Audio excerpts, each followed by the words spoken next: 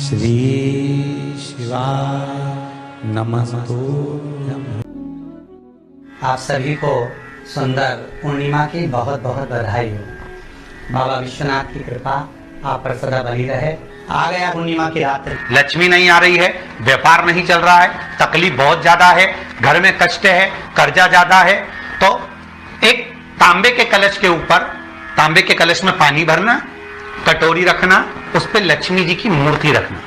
लक्ष्मी जी की मूर्ति नहीं हो तो चांदी का सिक्का रखना। उसके सम्मुख में आप 31 दीपक 31 दीपक घी के लंबी बाती के जला देना।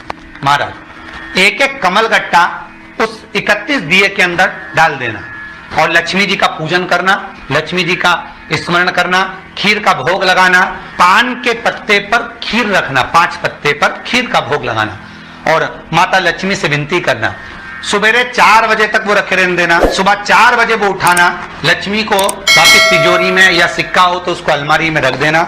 जो खीर बनी है वो प्रसाद के रूप में सुबह 8 बजे 10 बजे 9 बजे जब खाना हो प्रेम से पाना। माता जो दिए लगाए हैं वो ठंडे हो गए होंगे, उनको रखे रहने देना, बाद में काम आते रहेंगे, या दिए विसर्जन करना हो तो आपकी मर्जी। पर वो मट्टी के दिए लगेंगे, आटे के दिए नहीं लगेंगे, मट्टी के दीप लगाना है आपको। 31 घी के दिए लगाना है। लक्ष्मी जी का पूजन करो, कंकु चावल हल्दी मोली से सब तरह से। पूर्णिमा की रात्रि को सुख मिलेगा, आनंद मिलेगा, लक्ष्मी की वृद्धि होगी, कार्य सिद्धि। जो बच्चा पढ़ाई में कमजोर होता है, जिसको लिखना नहीं आता, बच्चे लोग याद तो कर लेते हैं पर कॉपी में लिख नहीं पाते, उसको एक ही बात कहो, शंकर जी के मंदिर में जाओ, चंदन घस के ले जाओ और चंदन को 3 उंगली से उस शिवलिंग पर उस बच्चे को ओम बनाना सिखाओ। शिवलिंग पर जो बच्चा ओम बनाना पूरा चालू कर देता है, उस बच्चे को माँ फिर हाथ पकड़ के नहीं पढ़ाती, वो बच्चा अपने आप लिखना चालू कर देता है, केवल शिवलिंग पर ओम लिख देने पर। जिन बच्चों के नेत्र कमजोर होते हैं, रोशनी कमजोर होती है, पूर्णिमा के दिन रात्रि को 12 बजे भगवान चंद्रदेव का दर्शन कराइए। 5 से 7 मिनट तक नयन मिलाए चंद्रदेव के साथ और बाद में एक पीपल के पत्ते पर खीर जो चंद्र के नीचे रखी हुई है उसी खीर को चटा दीजिए। फिर चंद्र का दर्शन कराओ, फिर खीर को चटा दीजिए। महाराज नयन की ज्योति बढ़ती है, नींद नहीं आती तो निंद्रा देवी प्रवेश करती है, निंद्रा अच्छी आती है, आनंदित हो। महाराज जिस व्यक्ति के शरीर में गांठ पड़ जाती हो, शरीर काला पड़ जाता हो, चट्टे पड़ जाते हो या दांत खाट खुजली हो जाता हो, उसके लिए भी पूर्णिमा की रात्रि को 12 बजे महाराज भगवान चंद्रदेव के लिए 21 दिए जलाए जाते हैं। उस 21 दिए की कालोच एक थाली में इकट्ठी करी जाती है, कालोच को इकट्ठी कर शरीर में गाय के घी के साथ में जहां जहां जगह पर चट्टे हैं, गांठ है, वहां लगाया जाता है। उसको 5 या 7 दिन लगाइए। उसके बाद में रोज प्रतिदिन लगाने के आधे घंटे बाद स्नान कर लीजिए, आराम लगना प्रारंभ हो जाता है। आपको पहले भी कथा में कहा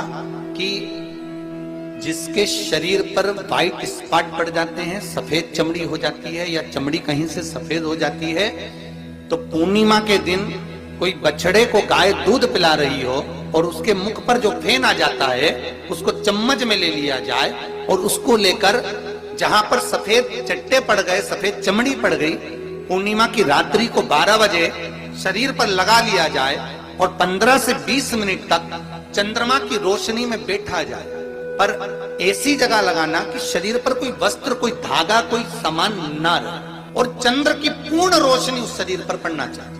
उस फैन को लगाने के लिए लगभग 5 या 7 पूर्णिमा कर लीजिए, चमड़ी अपने असली कलर में आ जाएगी, सफेद नहीं रहेगी। तो बेलपत्री दोनों में पीला चंदन, बीच में लाल चंदन, और जो